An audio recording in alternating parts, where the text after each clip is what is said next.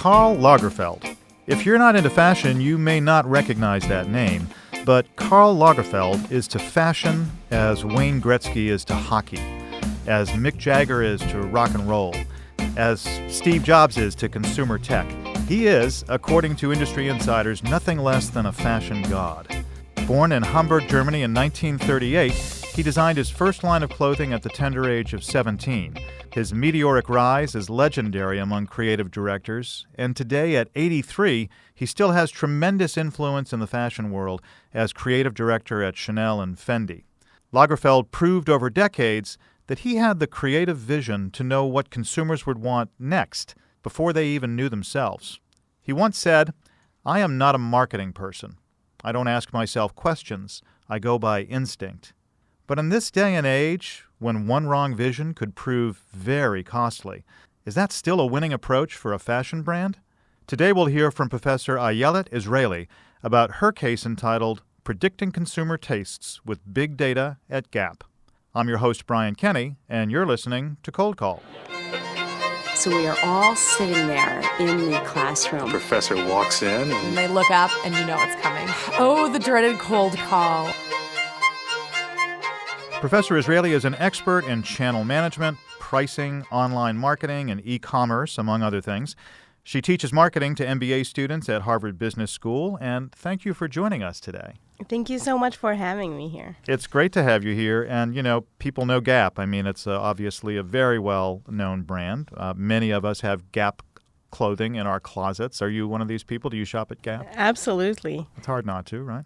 And I think what's interesting about Gap is that it's such an iconic brand, and nowadays maybe some younger folk or millennials don't really know what it stood for in the past.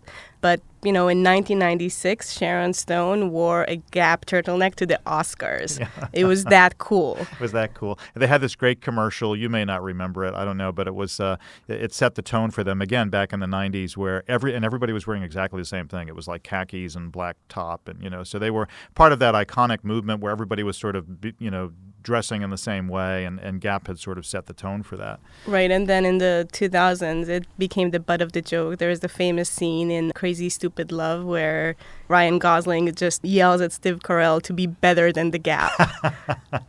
I don't remember that, but that's a good line, and I get exactly what you're talking about.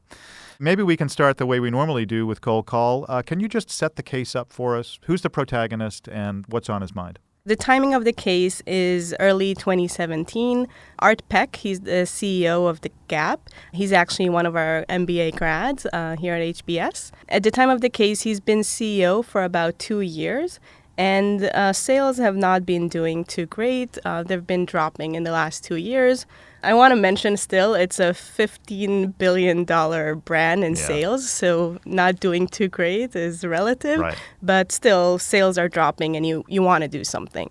And what Art decides to do is he thinks that maybe it's time to eliminate this creative director that you talked about at the outset and instead turn to big data to predict what the big next designs are going to be. Yeah. And that's the core question of this case. So what prompted you to write this? This is what we call a library case, meaning that it was written with publicly available information. So Gap was not directly involved. But what inspired you to write the case? So it's one of these magical cases where you read the Wall Street Journal in the morning and you read some title and it seems so interesting to you that you have to write a case about it. And the title said, Peck, the CEO of Gap, is trying to go for data instead of design. It detailed how he wants to eliminate creative directors and use data instead. And this is how it started. Yeah, and that's a huge deal in the fashion industry. Can you talk a little bit about the creative director and what they're... I mean, I hinted at it when I talked about Karl, right. But Karl doesn't work for Gap. But No. No.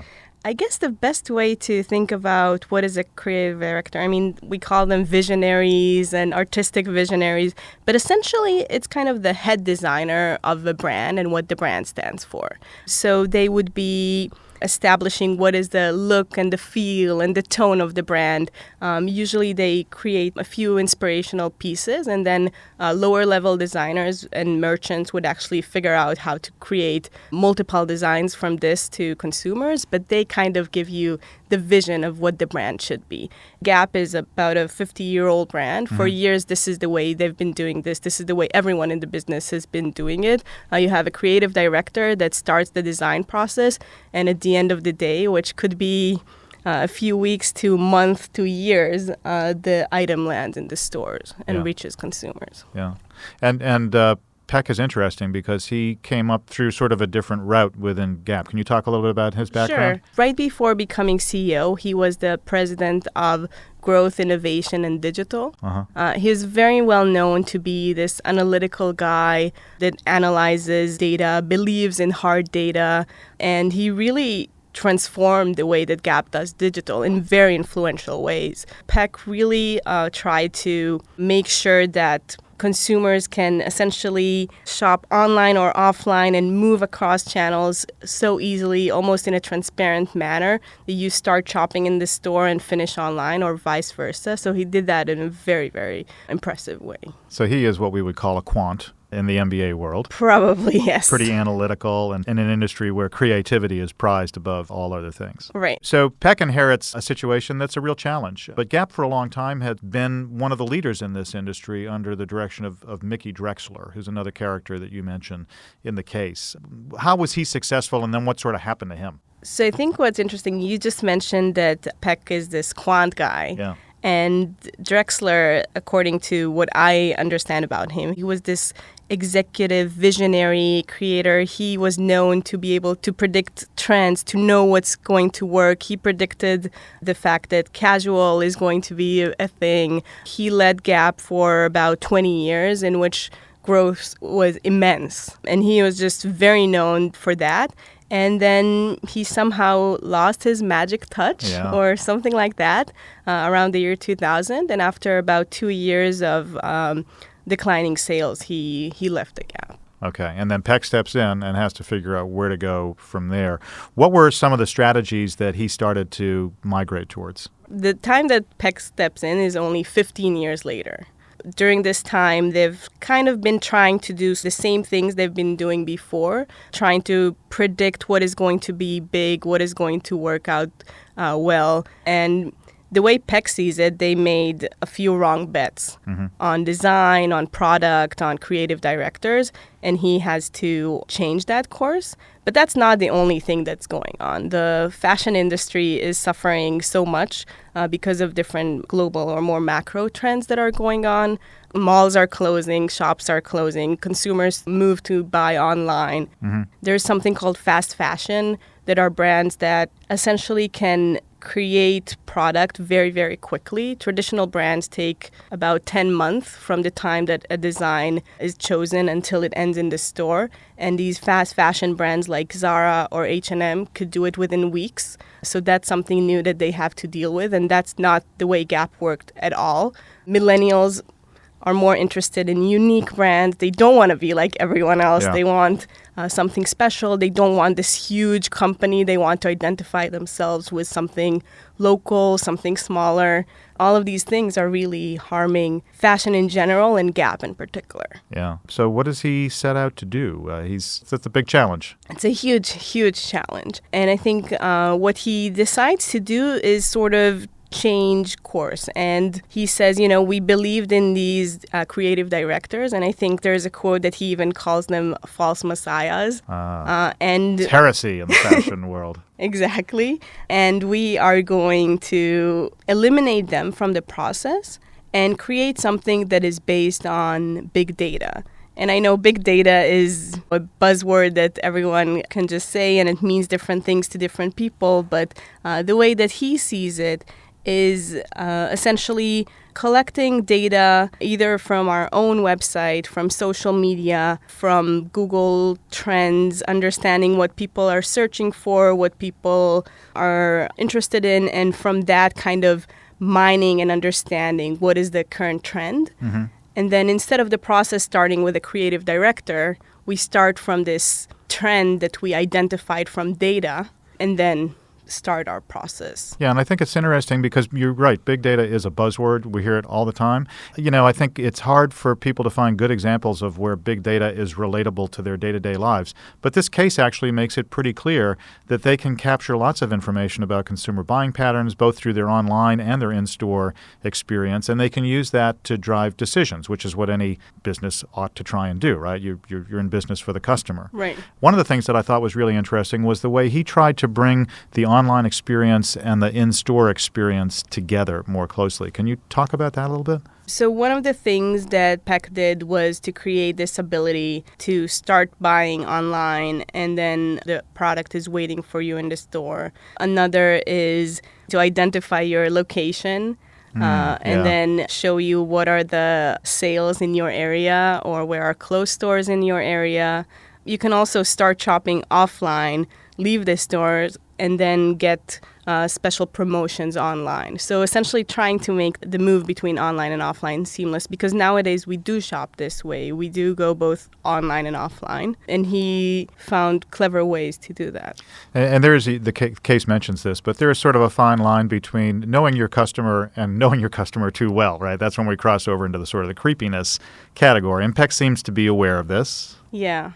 I think identifying that line is a very challenging task. That's what a lot of companies are trying to figure out these days with GDPR and privacy policies and what exactly you know about consumers and whether consumers should opt in or opt out and how much do consumers know.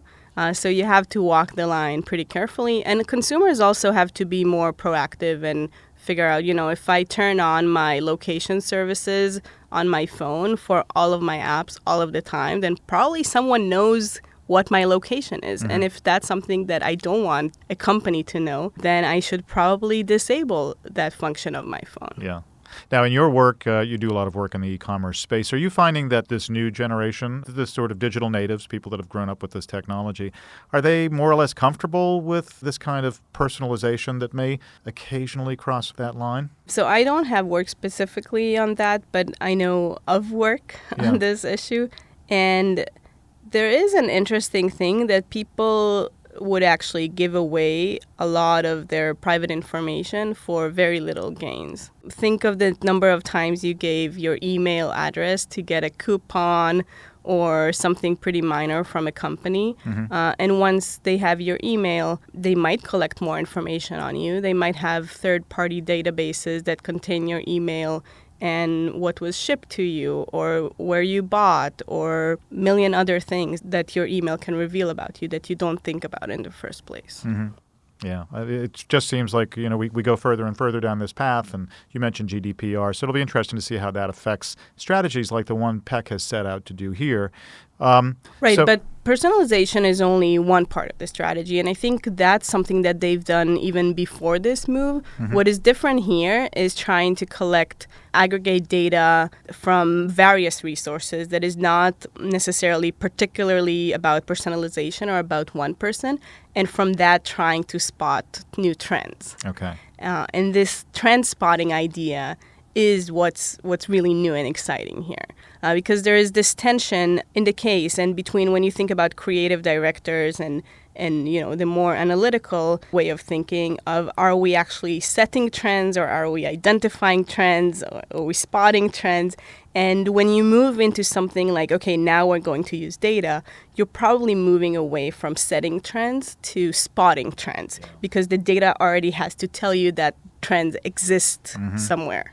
Yeah, so you're sort of reacting to trends that are already happening. That's the danger here. It could be the case that you have very sophisticated algorithms that are able to detect it very, very early, but I don't know what are their capabilities. Yeah. How did others in the industry react when Peck decided to take this different approach? There were a few comments about exactly that. Can you be really a fashion-forward brand that uses, the average trend in the market or spotting a trend that already exists and still be fashion forward? And the concern is that not. And then the question goes back to, what is the Gap nowadays? Is it actually a fashion forward brand or is it something else? And I think all of this ties to, what is the Gap? How does Gap changed over the years? Is it important for it to be fashion forward nowadays? Can they just do this big data thing? Maybe they have, amazing capabilities that they can spot trends that no one else can spot, and that would be really interesting. Yeah. Have you discussed this case in class? Yeah, absolutely. I'm sure the students are familiar with the brand, obviously. I'm just curious what kind of reaction you get from students on this. So I think students are surprised to learn that the Gap was ever a fashion-forward brand. Especially our, millennial students. For them, it's a basic brand. How much fashion forward can you go with khakis and a turtleneck? Mark Zuckerberg's done okay with that, by the way. Absolutely, but I don't think anyone thinks he's a fashion forward persona. No one will think he's a visionary fashion director or anything like that. But because of that, I think they are more likely to be okay with this big data idea. Because if you're just selling basics, then maybe it's okay to sell the trend that everyone else is selling. If you're selling something that is more fashion forward, then you're in bigger problem because you actually need someone to create this new trend and not just spot the trend that everyone else is doing. And we didn't really get into this, but the other part of his strategy is essentially to shorten the production cycles that they had at the Gap. So they were from these traditional companies that, take about 10 months, almost a year since they decide on something and it reaches stores. And now they shortened it to about 8 to 10 weeks for most of their product categories. So that's the back end of the strategy, which I think everyone agrees is necessary. But the front end of how exactly you use data, and do you do it in a collaborative process, or is there a creative director that dictates the brand? That's the core question here. Yeah, really interesting. And the jury, I guess, is still out on this. So maybe there'll be a B case a couple of years down the road. Yep. And I think, we know that Gap has different brands, Gap and Old Navy and Banana. And the answer might be different to each of these brands just because of how fashion forward they appear to be. So just on those other brands, it's interesting because, Gap is, you mentioned khakis and T-shirts. Banana Republic is obviously more sophisticated than that. And then they've got Athletica and other brands. How do they take this sort of data-driven approach and then apply the fashion sensibility so that it's specific to the audience of each of those brands? So one of the things that is part of the plan is essentially having a brand filter that identifies what is special about this brand, and whatever trend you identify, go with this trend through the filter and then come up with a design that is appropriate for the brand. So let's just say, and I'm simplifying by a lot, that we figured out that polka dots is the trend for next season. Could happen. Don't tell anyone.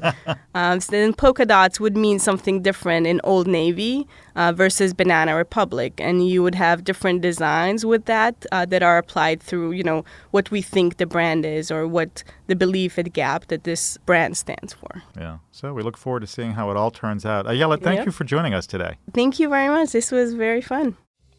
If you enjoyed this episode of Cold Call, you should check out our other podcasts. After Hours features Harvard Business School faculty dishing on the latest happenings at the crossroads of business and culture.